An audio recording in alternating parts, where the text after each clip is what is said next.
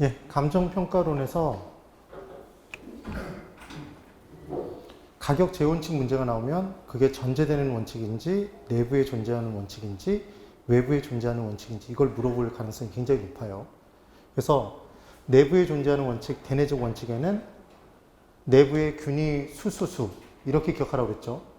그래서 균형의 원칙, 이는 이가 아니라 기여의 원칙, 수는 수익 배분의 원칙, 수익 체증 체감의 법칙 이렇게 얘기를 했어요. 얘를 뺀 나머지는 외부이거나 전제되는 원칙이겠죠. 그렇게 기억을 꼭 해두셔야 돼요. 그럼 첫 번째 기억. 균형의 원칙은 대상 부동산 내부 시설물들끼리 균형이 이루어져야 된다는 거죠. 그때 부지와 건물은 내부라는 걸 꼭 기억해 두셔야 돼요. 그래서 만약에 내부적으로 시설물들끼리 균형이 깨지면 기능이 떨어지겠죠. 그래서 기능적 감가의 대상이 되는 겁니다. 그러면 내부가 시설물들끼리 균형이 맞는지 안 맞는지는 개별 분석을 해봐야지만 알겠죠. 그 부동산의 개별적인 분석을 해야 돼요. 다음 니은. 기여의 원칙은 하나의 시설물이 그 전체 부동산에 기여하는 정도를 따지는 거예요.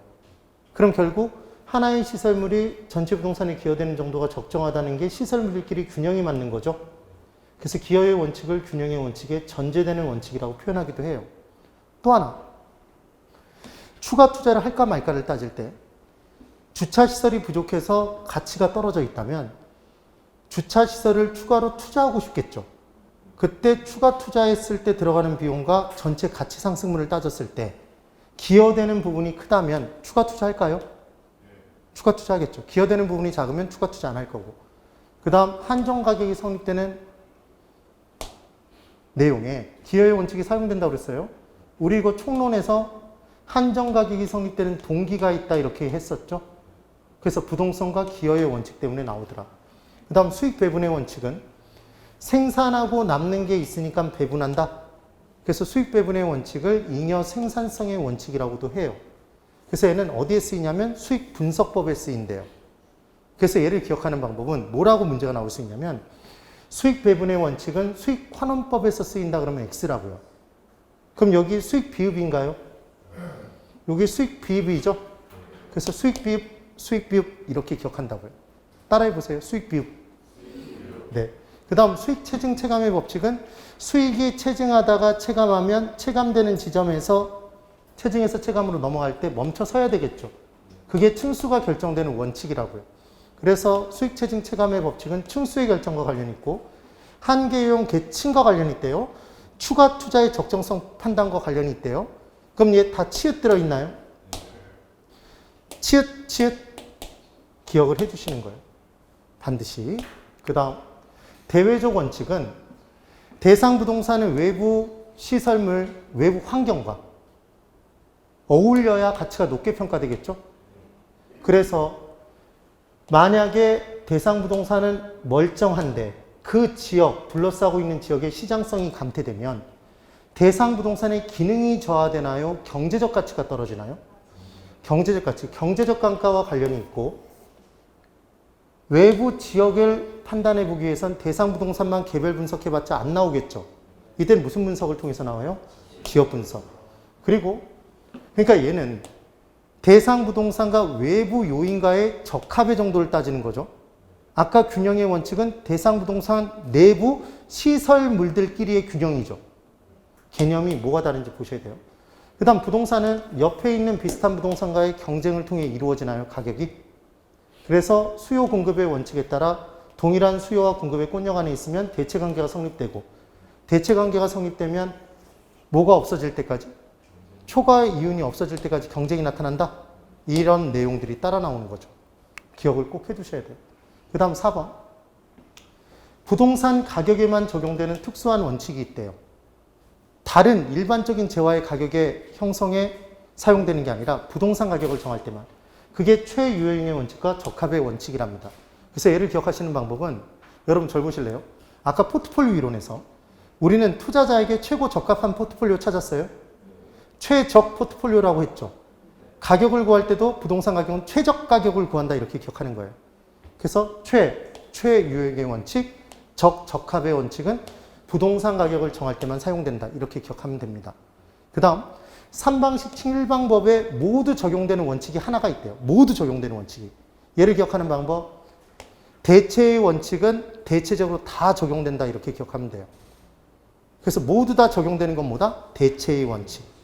따라해 보세요. 대체적으로. 대체의 원칙은 다 적용된다. 네, 그렇게 기억을 해두시면 돼요. 그 다음 지역 분석과 개별 분석을 비교하는 문제가 또 하나로 나올 수도 있는데 지역 분석은 지역을 넓게 보는 건가요? 그래서 얘는 거시적 분석이고 전체적 분석이라고 해요. 그 다음 대상 부동산이 속한 인근 지역을 분석하는 거죠. 그럼 그 지역을 분석해보면 지역 내 표준적인 이용의 상태가 무엇인지 알 수 있죠. 예를 들어 주상이라면 상업용 건물로 이용되는 게 표준적 이용의 상태잖아요. 그럼 대상 부동산도 최고 유효한 이용을 하기 위해서는 상업용 건물로 이용하는 게 최고 유효한 이용이 될 가능성이 높죠. 그 다음 지역을 분석해보면 지역 내 부동산들의 가격이 나오나요? 지역 내 가격 수준대가 나오나요? 가격 수준대가 이 부동산, 이 지역의 가격들은 10억대다, 11억대다 이런 식으로 나오겠죠. 그래서 가격 수준을 판단하는 겁니다. 그래 놓고 리을 대상 부동산과 지역 내 외부적 요인과의 적합 여부를 판단하겠죠. 그래서 적합하지 않으면 경제적 가치 떨어지죠. 그래서 무슨 감가와 관련이 있다? 경제적 감가의 근거가 되고. 지역 분석부터 먼저예요? 개별 분석부터 먼저예요? 지역 분석. 그러니까 얘는 선행 분석. 만약에 지역 분석보다 개별 분석이 먼저 행해질 수 있다면 걔는 X였죠. 네. 그런데 우리가 최종적으로 구하고 싶은 건 최고 유효한 이용이죠. 대상 부동산에. 우리가 최종적으로 구하고 싶은 건 대상 부동산의 가격이죠. 그런데 그 부동산, 대상 부동산이 지역에 영향을 받으니까 지역 내 분석을 먼저 해서 표준적 이용의 상태와 가격 수준대를 먼저 알아낸 거죠. 그럼 여기서 끝나지 않고 이제 개별 분석을 하겠죠. 대상 부동산의 개별적인 요인을 분석한다고요. 그럼 얘는 대상 부동산만 보니까 미시적 분석, 부분적인 분석, 대상 부동산의 개별적 요인을 분석하는 거예요. 그래서 대상 부동산의 최유효용을 결정하고 가격을 인제 결정하는 거죠. 가격을. 그래서 대상 부동산의 내부적 요소들 간의 균형이 깨져 있다면 기능이 저하될 테니까 기능적 감가. 그 다음 얘는 지역 분석 행한 다음에 행하죠. 그래서 무슨 분석? 후행 분석. 그래서 이 둘의 관계가 지역 분석보다 개별 분석이 먼저 행해질 수도 있다 그러면 얘는 X네요. 뭐부터 해야 돼요? 지역 분석. 그 다음 표준적 이용은 최고 유효한 이용의 판단 기준이 되나요? 그 지역 내에 부동산들이 영향을 받을 수밖에 없는 거잖아요. 무슨 말이냐면 상업지역인데 그 부분에 공장을 지으면 안 되겠죠. 그럼 최고 유효한 이용이 될 수 없는 거잖아요. 그러니까 최고 유효한 이용을 판단하기 위해서는 표준적 이용을 먼저 구해야 되는 거죠, 지금. 그러니까 표준적 이용이 최유용의 판단 기준인 거죠. 그 다음 디귿. 표준적 이용과 최유용은 반드시 일치하나요? 반드시 일치하는 건 아니에요. 일반적으로는 일치하지만. 그래서 그 대표 주제가 뭐가 있냐면 아파트 단지 내 상가 건물이 있으면 주변은 다 주거용이죠. 표준적 이용이. 근데 걔는 상업용 건물로 이용하는 게 최고 유효한 이용이 되잖아요. 달라질 때도 있다? 달라질 때도 있는 거죠. 꼭 비교를 해 두셔야 돼요. 그 다음 이제 감가상각의 내용이 있는데 감가상각. 이 감가상각의 개념에서 감가수정과 비교할 수 있기 때문에 얘를 한번 설명을 드릴 거예요. 자, 이쪽을 보세요. 네? 그냥 이걸 또 적어서 설명하면 한참 걸리기 때문에 건물이 하나 있습니다. 건물을 하나 샀어요. 그 건물 얼마 샀냐면 1억 주고 샀어요. 그럼 회계장부상에 건물 1억이라고 적었겠죠. 그럼 1억은 장부 가격인가요? 장부상 가격이죠. 장부상 가격이에요. 취득원가죠.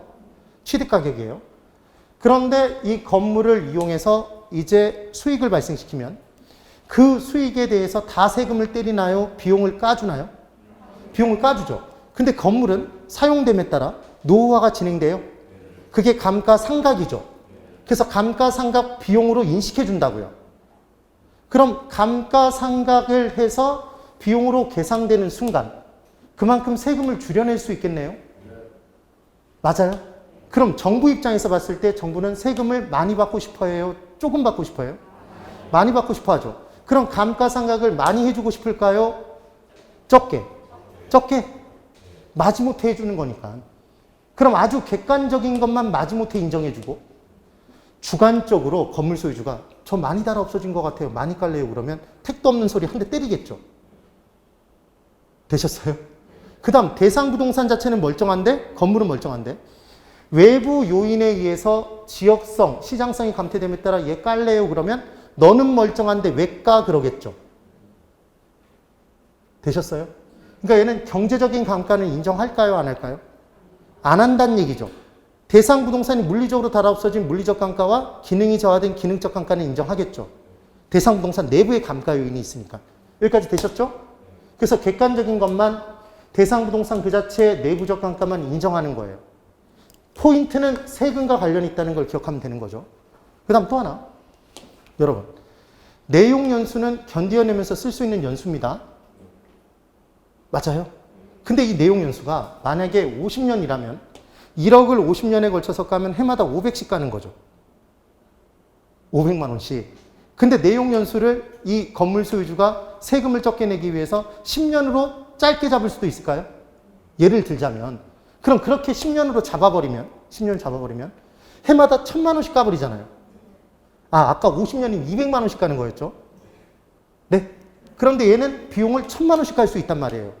어차피 총 금액은 똑같겠지만 세금을 초반에 조금 내는 게 좋잖아요. 화폐 시간 가치에 의해서.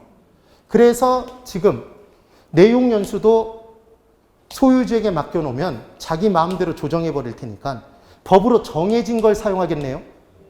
법정 내용 연수를. 그래서 아주 객관적으로 드러나는 물리적 내용 연수를 사용하는 거예요.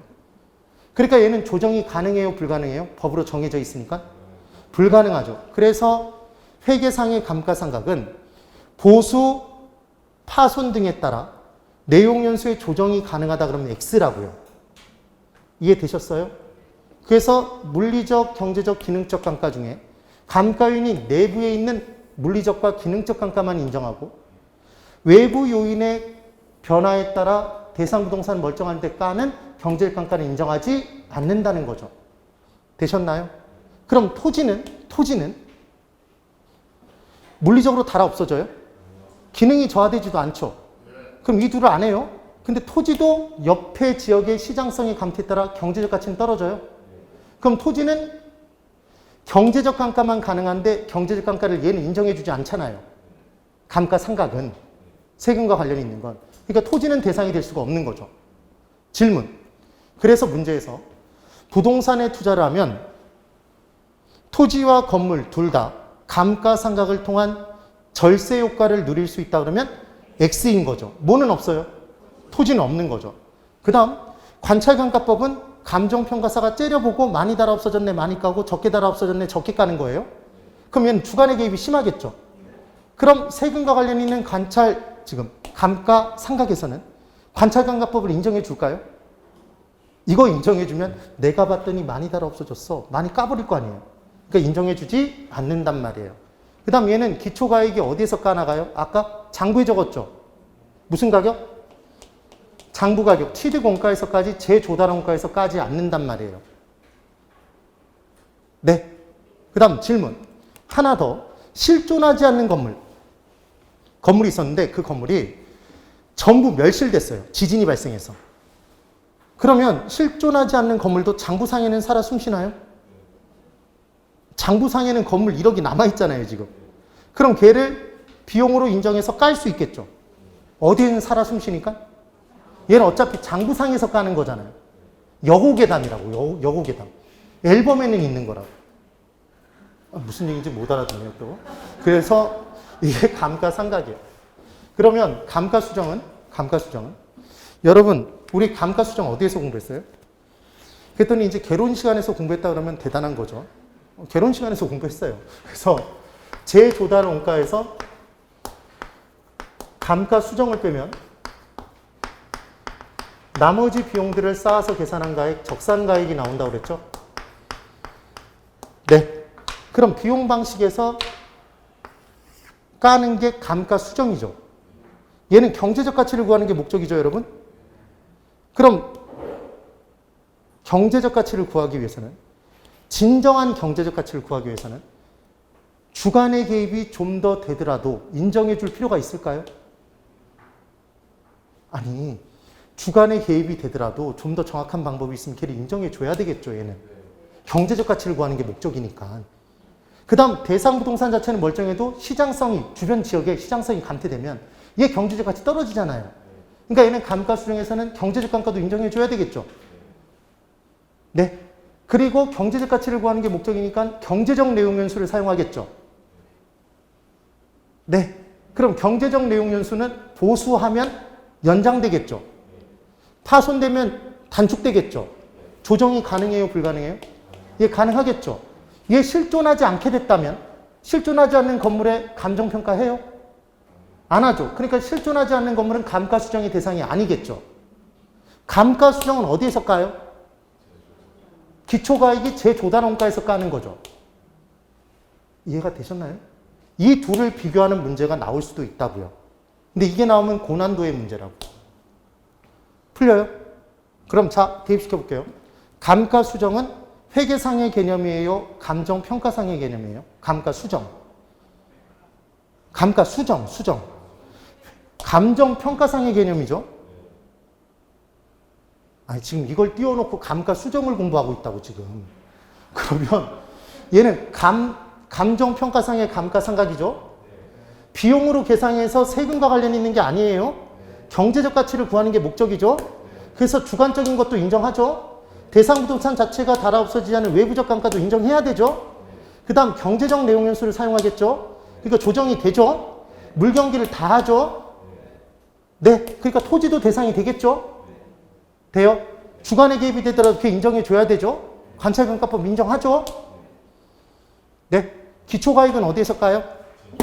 재조달원가. 이 얘기라고요. 할도리를 다 한 것 같습니다. 자, 그래서 그래요. 그 다음 기초가액이 있어요. 기초가액. 기초가액이 있고 뭐 시장 가치를 구하고 뭐 이런 내용이 있는데 이 부분의 내용은 이걸 이렇게 다 설명드리면 날 새요. 그래서 제가 중요한 부분만 뽑아서 설명을 드릴게요. 자, 이쪽 보세요. 아, 저것도 중요한 부분만 뽑아서 적어놓은 거긴 한데 이쪽 보시면 적산법이 있습니다. 적산법. 적산법은 비용 방식에 의해서 임료를 구하는 방법이래요. 그러면 비용이고 가격이라고 얘기하는 건 임대인이에요? 임차인이에요? 공급자는 공급하는 데 들어가는 비용이 들고 적어도 그 비용 이상은 가격으로 받으려 든다. 그게 비용 방식이었잖아요. 수요자는 수익을 목적으로 산다. 그러니까 그 수익이 곧 가격이 된다. 그게 수익 방식이었죠. 그러면 임대인 입장에서는 임대하는 데 들어가는 비용이 있을 거 아니에요? 그럼 적어도 비용 이상은 가격으로 받으려 든다. 근데 그 비용이 하나가 아니라 공정결세 손유감 여러 개니까 그 비용들을 일일이 쌓아서 계산하는 방법이 필요하겠네요. 그게 무슨 법? 적산법이죠. 적산법인 거죠. 그래서 건물이 하나 있어요. 그 건물을 샀을 때 얼마 주고 샀냐면 이게 3억을 주고 샀습니다. 그때 이 건물에 3억을 투자했다는 얘기는 3억을 정기금에 투자할 기회를 포기한 거죠. 그럼 적어도 이 건물 3억짜리 건물에서 기대되는 수익률은 뭐 이상은 나와야 돼요? 정기금의 이자율 이상은 나와야 되죠. 근데 부동산 투자는 공실이 발생할 수도 있고 불량한 놈이 있을 수도 있잖아. 위험이 발생하니까 더 얹어봤겠죠? 그래서 이때 기대하는 수익률이 얼마였냐면 난 1년에 10%의 수익률을 기대할 거야. 이렇게 된 거예요. 그럼 임대인이 지금 누가 임료를 정하는 거죠? 임대인 입장에서 임료를 구하기 위해서 계산을 하고 있는데 3억을 투자한 거예요. 3억에 대해서 10%의 수익률을 기대하고 있죠. 그럼 얼마의 수익을 달성하면 되는데? 이 곱하면 얼마예요? 3천만 원이죠. 3억? 지금 3억에 10%라고요, 여러분. 뭐 지금 이 정도의 정신 상태면 충분해요.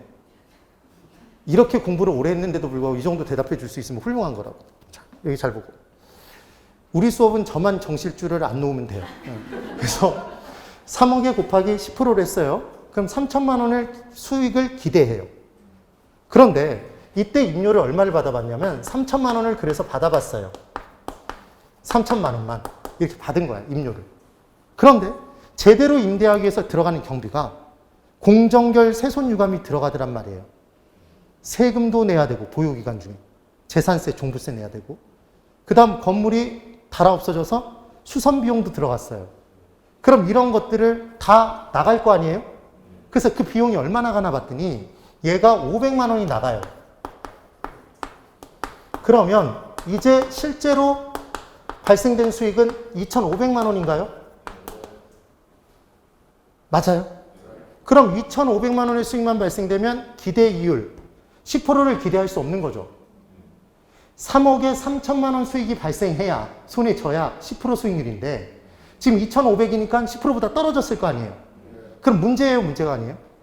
임대인 입장에서 문제잖아. 그러니까 임대인은 이렇게 필요한 모든 경비가 있다면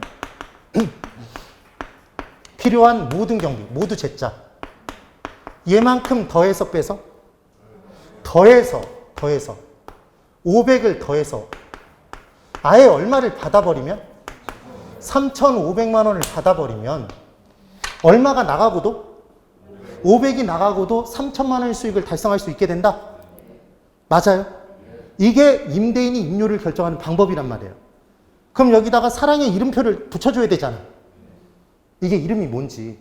그래서 지금 우리가 구하는 건 임료를 구하는 게 최종적인 목적인가요? 그래서 임료를 구하기 위한 얘는 기초가 되는 가액이죠. 그래서 얘를 기초가액이라고 해요. 임료를 구하기 위한. 여기다가 곱하죠. 그럼 수익률을 곱했는데 얘는 임대차 계약기간 동안 기대하는 수익률이죠. 그래서 얘를 기대이율이라고 해요.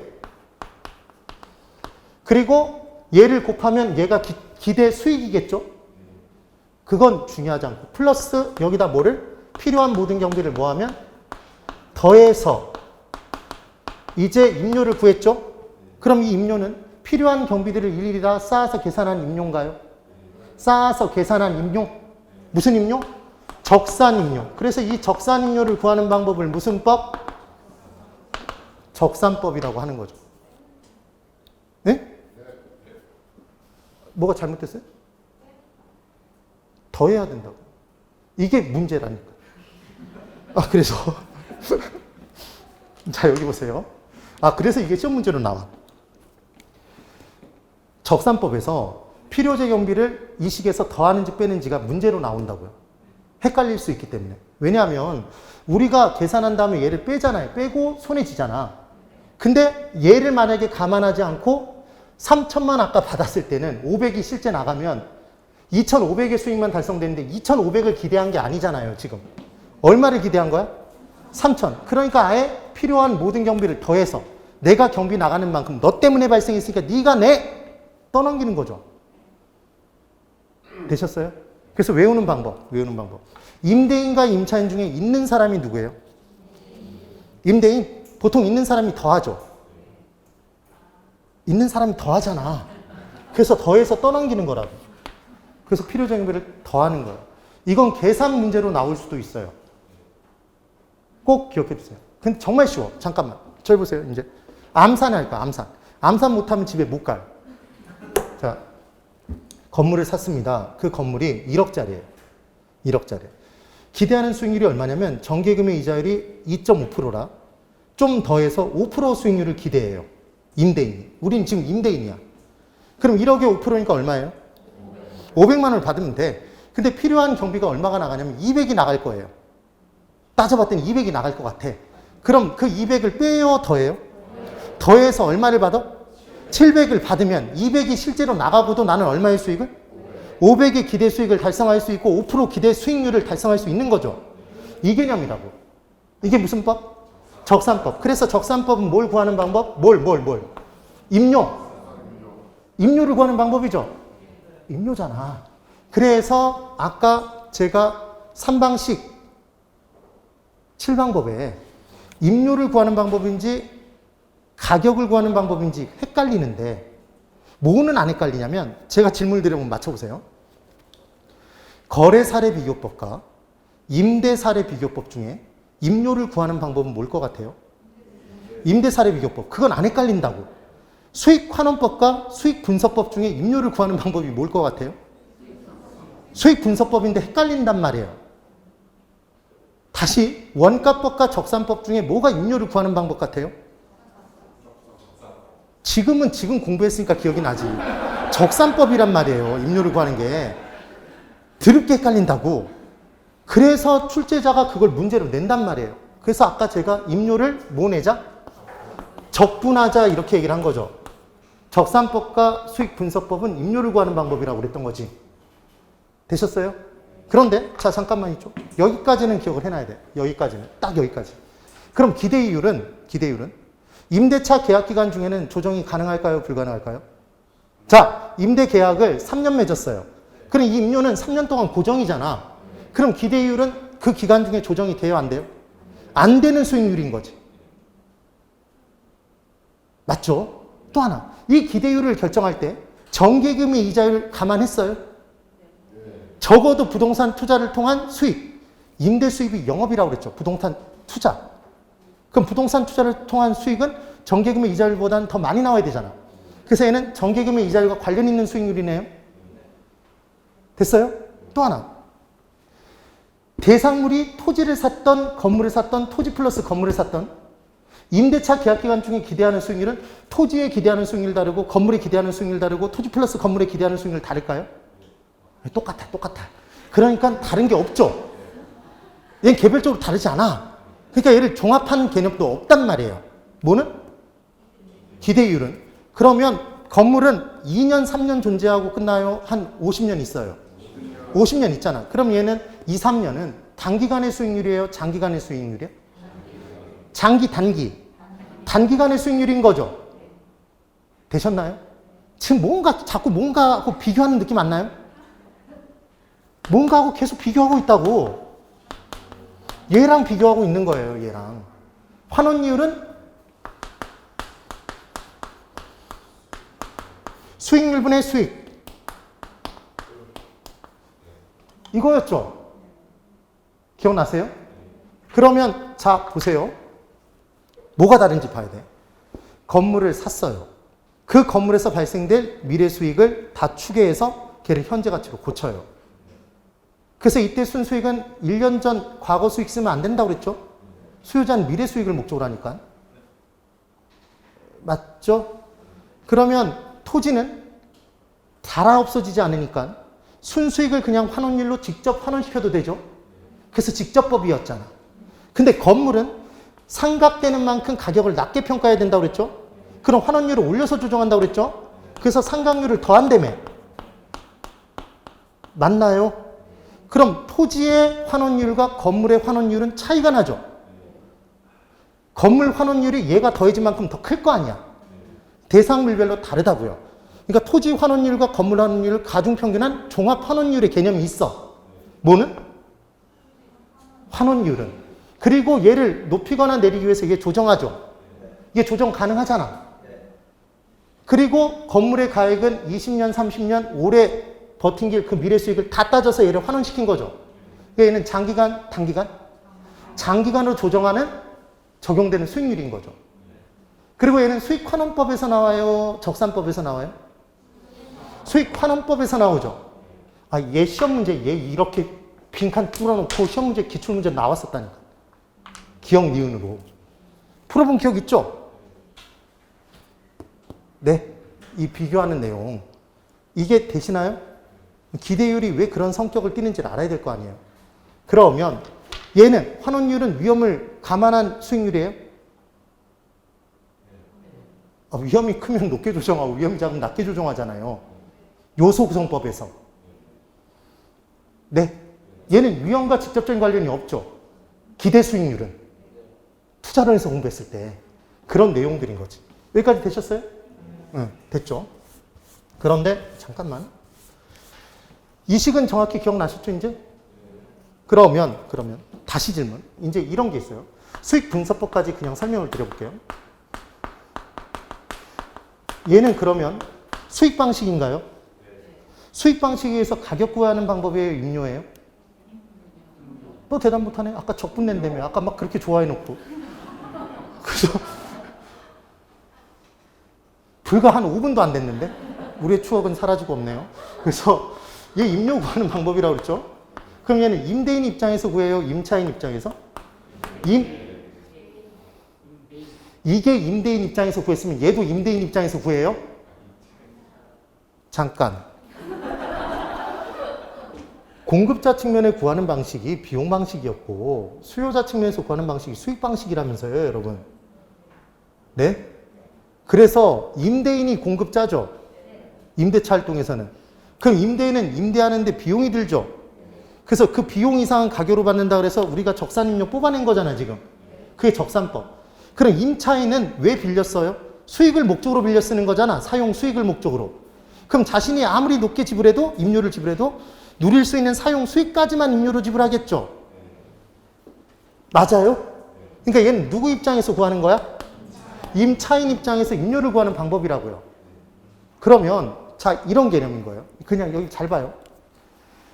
아, 예. 웬만하면 기초 입문 과정에서 제가 했던 걸 듣거나 기본 이론에서 했던 걸 들어주면 좋을 텐데 분명히 안 들을 거 아니에요. 다 알고 있어, 안 들 거. 그러면 대상 부동산이 있어요. 이 대상 부동산을 임차인이 이제 빌려서 사용하려고 그래요. 그럼 임료를 얼마를 지불해야 될지 얘가 한번 이제 결정해 보는 거예요. 누가? 임차인이. 그럼 임차인은 뭘 목적으로 빌려요? 사용 수익을 목적으로 빌리는 거죠. 사용 수익을 얻기 위해. 그럼 아무리 높게 지불해도 자신이 누릴 수 있는 사용 수익까지만 임료로 지불하겠죠. 그럼 결국은 이 대상 부동산의 사용 수익이 얼마인지만 분석해내면 되잖아요. 근데 봤더니 이 대상 부동산의 전체 수익이 얼마냐면 얘가 1억인 거예요. 1억이야, 1억. 그래서 임차인이 1억을 지불하고 얘를 빌려서 사용하려고 봤더니 택도 없는 거야. 왜냐하면 이 사용 수익은, 전체 사용 수익은 이 부동산과 자본과 노동과 경영이 결합돼서 이 사용 수익이 발생된 거예요. 아니, 단지 이 부동산만 사용해서 발생한 수익이 아니란 말이에요. 그런데 지금 누가 빌려 쓰는 건? 임차인이 빌려 쓰는 건 이 부동산만 빌려 쓰는 거죠. 그럼 이 부동산만의 사용 수익을 분석해내야 될 거 아니야. 그럼 분석하는 방법은 자본에 투입된 사용 수익이 얘가 3천만 원이다. 노동의 사용 수익이 2천만 원이다. 경영의 사용 수익이 3천만 원이다. 이렇게 분석이 됐다면 이 전체에서 1억에서 얘들 이렇게 나눠주면 얼마가 남죠, 여러분? 7천 빼니, 지금 8천이네요? 8천 빼니까 얘 2천 남죠? 그럼 결국 부동산만의 사용 수익이 계산됐어요? 수익을 뭐 해봤더니? 분석해 본 거죠. 무슨 법? 그래서 수익 분석법이라고. 아셨어요? 그러면 지금 수익을 배분해 주고 있나요? 그래서 수익 배분의 원칙이 수익 분석법에서 사용된 거죠. 수익 비읍, 수익 비읍. 아, 다 설명할 수 있는데 여기까지 된 거죠? 그러면 이제 이 수익은 부동산에 기속되는 순수익이에요. 아, 빼면 순자 붙인다고 그랬잖아요. 부동산에 기속되는 순수익이죠. 그래서 부동산에 기속되는 순수익,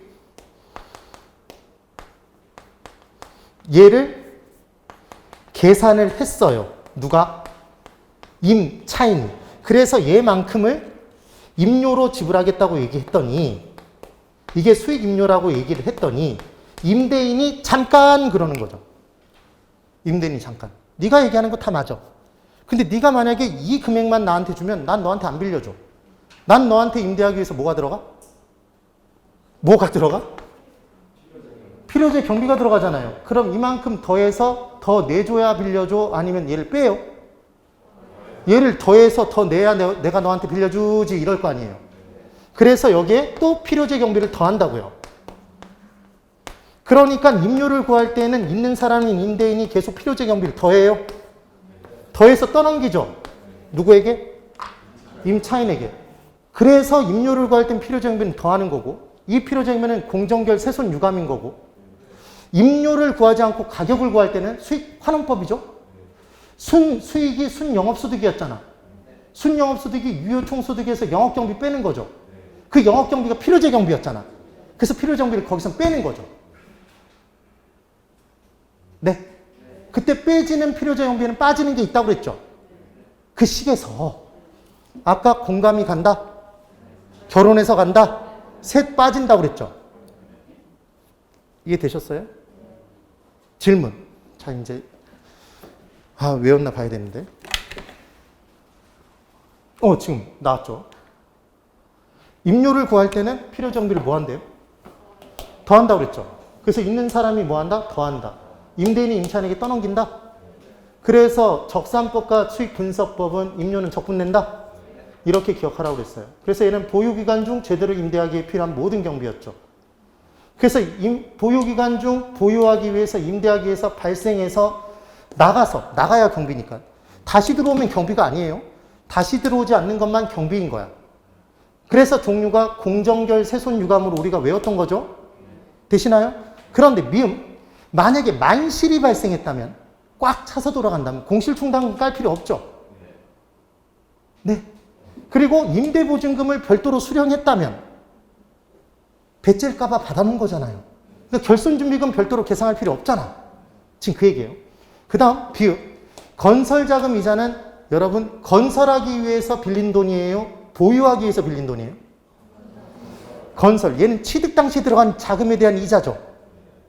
취득하기 위한 경비잖아. 그러니까 얘는 보유기간 중 임대하기 위한 경비가 아니죠.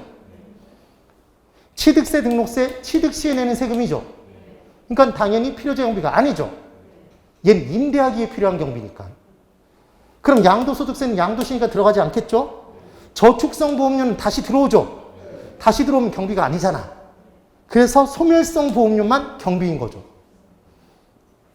자본적 지출은 여러분 자본적 지출이 공법상의 대수선이죠. 네. 이게 바로 세법상의 자본적 지출, 우리가 개론에서 얘기할 때는 뭐라고 얘기를 하냐면 가치 증가 목적의 수선비라고 하죠. 그럼 수선비용이 들어갔는데 가치가 증가되면 가치가 증가된 만큼 나중에 팔 때 더 받죠. 그럼 다시 돌려받을 수 있잖아요. 그러니까 비용으로 인정해 주겠어요? 안 해주겠어요? 안 해주는 거죠. 그래서 우리 이거 어떻게 외웠죠? 그렇죠. 수수수. 학창시절에 즐거웠던 기억? 수. 우리는 성적표 받으면 다 수수수였잖아. 양미 이러지 말고 양가 이러지 말고. 그래서 수선비 수익적 지출이라고 나오면 걔는 여기에 포함되는 거였고, 대수선 수로 시작 안 했죠? 네? 가치 증가 목적의 수선비 수로 시작 안 했죠? 자본적 지출 수로 시작 안 했죠? 포함되지 않는 거죠. 이렇게. 그 다음 가액을 구할 때는 필요재용비는 모아서 구한다? 빼서 구한다. 어디에서 쓴다? 수익환원법. 순수익 구할 때 유효총소득에서 영업경비 뺐잖아요. 그때 결은 빠지죠. 그래서 공감이 간다, 결혼해서 간다 이렇게 했던 거죠. 제발 됐다고 한번 해보실래요? 됐나 봐요. 그래서 차 7판 3방식 7방법에 어디에 속해 있는지가 시험에 굉장히 자주 나오고 있는 패턴 중에 하나입니다. 꼭 기억을 해 두셔야 돼요. 그때 공급자 측면은 비용이 든다, 비용 방식. 수요자는 수익을 목적으로 산다, 수익 방식. 시장에서 비교해서 구하죠. 3방식이 있었어요. 근데 우리가 구하는 건 매매활동의 가격, 가액, 임대차 활동의 가격, 임료. 둘을 구하죠. 그럼 3방식에 의해서 두 가지를 구하니까 6방법이 나오죠, 기본적으로. 근데 비교 방식의 토지는 표준지 공시지가와 비교해서 구하죠. 표준지 공시지가를 기준으로 구하죠. 이걸 비교해서 구한다라고 얘기하지 말란 말이에요. 그래서 얘가 시험 문제 공시지가 비교법이라고 해서 틀린 문장이 답이었죠. 고르는 거에 공시지가 기준법이라고. 네. 이걸 기억해 두셔야 돼요. 그래서 각각 부르는 가액, 임료의 이름이 달랐죠. 칠판. 비용 방식에 의한 가액, 임료는 비용들을 쌓아서 계산한 가액이네요. 무슨 가액? 적산 가액, 적산 임료죠. 그럼 수익 방식에 의한 가액은 수익 가액이고, 수익 방식에 의한 임료는 수익 임료죠. 네. 비교 방식에 의한 가액은 비교하여 준한 비준 가액이고, 비준 임료죠. 맞나요? 그러니까 비준이란 단어가 나오면 비용하여 준한이에요. 비교하여 준한. 비교하여 준한. 비교 방식인 거죠. 되셨죠?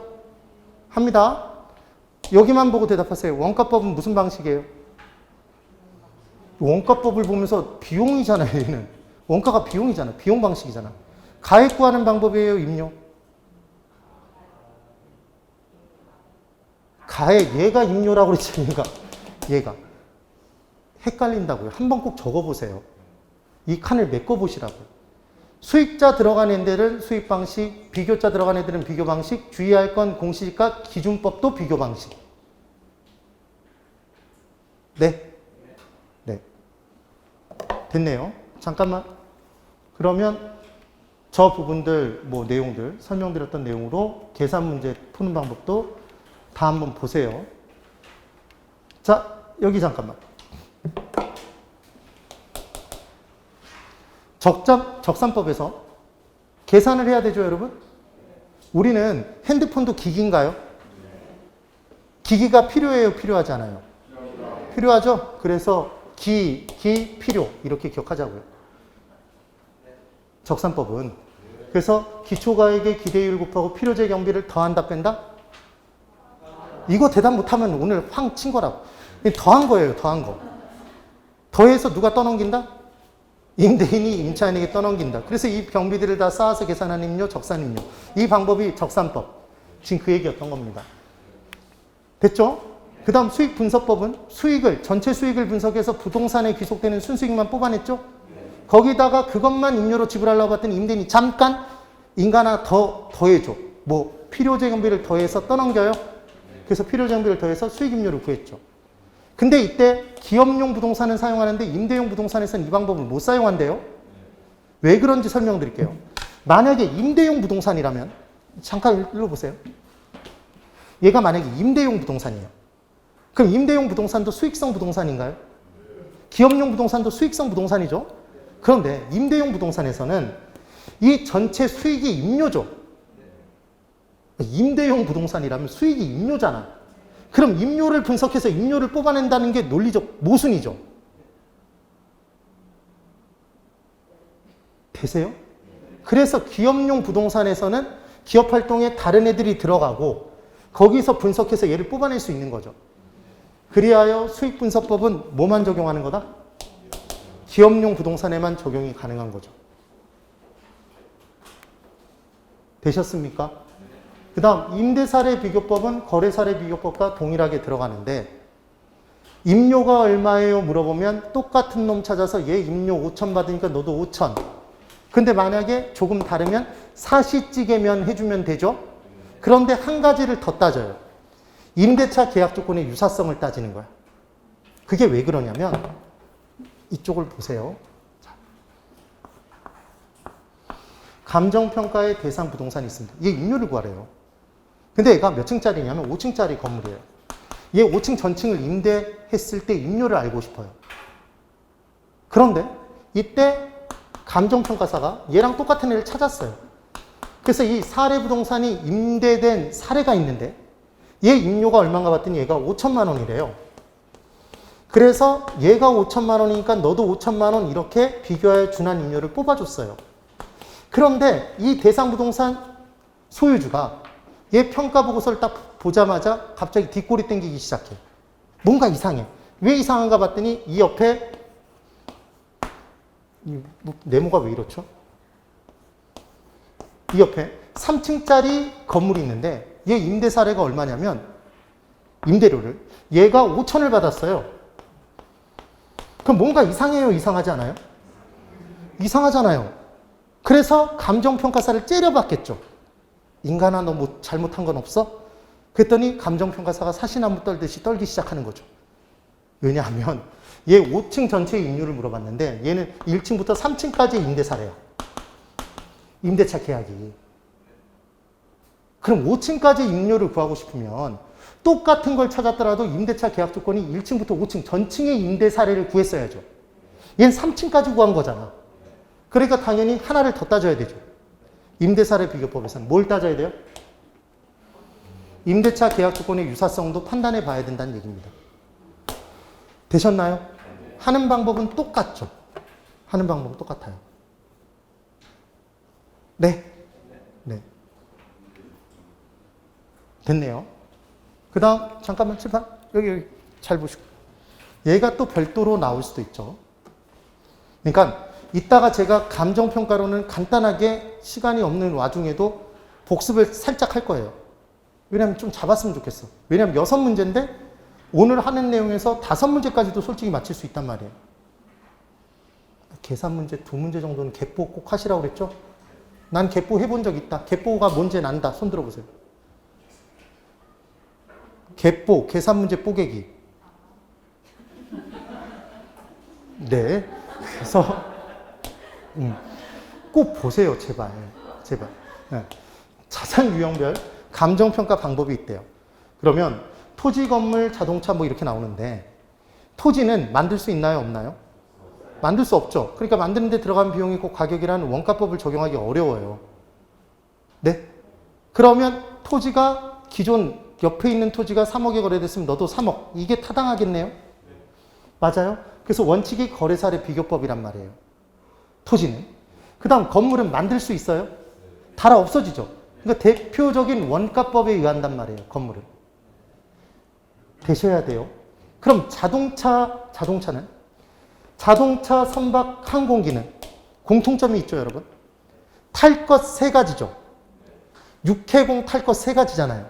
근데 이 3가지 중에 중고 시장이 활발한 건 뭐예요? 자동차죠. 그럼 얘는 요즘 어플들 보면 내 자동차에 번호판만 찍으면 얼마인지 나온다면서요. 그런 걸 몰라요? 나온대요. 그럼 그게 가능한 이유는 내 자동차, 그 자동차에 연식이 다 나오고 감가수정에서 거래된 사례가 다 나오죠. 비슷한 자동차가. 그러니까 무슨 법에 의한다? 거래사례 비교법에 의하는 거예요. 얘는 비교할 대상이 많으니까. 시장성이 높으니까. 그런데 여러분 중고 선박시장 들어보셨어요? 어디 가면 있어요? 중고 항공기 시장 못 들어보셨죠? 그러니까 얘들은 시장성이 떨어진단 말이야. 근데 얘 만들 수 있죠? 만드는데 들어간 비용 있고 달아 없어지죠? 그러니까 원가법에 의한단 말이야. 둘이 다른 게 느껴지세요? 뭐가 다른지? 그 다음 무형자산은 저작권 등은 만드는데 비용 드나요? 저작권 만드는데 비용을 어떻게 따져요? 아니, BTS가 뭔가를 작곡을 했어요. 그럼 그 BTS가 들인 비용이 얼마인지를 따질 수가 없죠. 가치를 그렇게 평가할 수 없단 말이에요. 그럼 걔가 거래된 사례를 가지고도 판단할 수가 없어요. 그럼 뭐냐면 저작권이 딱 있으면 그 저작권 때문에 미래 발생할 수익이 얼마인지는 알 수 있죠. 그럼 그 미래 수익들을 환원해서 현재 가치로 고치는 방법에 의하겠죠. 무슨 법? 수익 방식인 거예요. 그래서 영업권도 여러분 수익 발생하죠. 미래. 그래서 무형자산들은 기본적으로 수익 방식, 수익 환원법인 거예요. 됐나요? 근데 과수원은 거래사례 비교법이래요. 이게 외울 거예요, 그냥. 그 다음 산림은 산지와 임목이 있는데 둘 다 거래사례 비교법이래요. 그런데 임목 중에서 특이하게 지름. 이 나무의 지름이 굉장히 좁은 나무들이 있어요. 그러니까 얼마 자라지 않은 나무라는 거죠. 걔를 소경목림이라고 해. 직경이 작은 나무인 거예요. 그럼 걔의 경우에는 거래 사례가 별로 없겠죠. 예. 그래서 얘는 원가법에 의할 수도 있다라고 얘기를 해요. 그래서 시험 문제 나오면 우리는 어떻게 풀 거냐면 이렇게 풀 거예요. 앞으로 무조건 토지나 건물, 산지와 임목, 아파트는 기본적으로 건물 부분과 대지 사용권 같이 거래되는 거죠. 그래서 일괄해서 평가될 때는 무조건 얘는 거래사례 비교법이에요. 네. 그래서 외울 때 이렇게 외웁니다. 여러분, 과거의 소원은, 우리의 소원은 뭐예요? 통일 필요 없어. 통일 필요 없어. 과거의 소원은 일거양득인 거예요. 네. 그래서 과소원은 거래사례 비교법, 소경목림은 원가법, 일괄평가는 거래사례 비교법. 이것만 꼭 기억하는 거예요. 외워두시면 정말 유용할 겁니다. 기억을 꼭 해두세요. 됐나요? 네? 됐어요. 안 됐어도 이제 됐어요. 그렇게 기억하시고 한 가지 꼭 주문해 드리고 싶은 건 제가 바라고 싶은 말씀은 원가법하고 수익환원법에 제가 대략적인 설명을 드렸고 자세한 계산 문제 푸는 방법은 오늘 설명을 안 드렸어요. 왜냐하면 시간이 너무 오래 걸려. 그리고 그 내용은 제가 수업 시간에 다 했어요. 됐죠, 여러분? 네, 10분 쉬고. 지금 집에 가는 거 아니에요? 10분 쉬고 그 다음 내용을 하도록 합니다. 10분 쉽니다.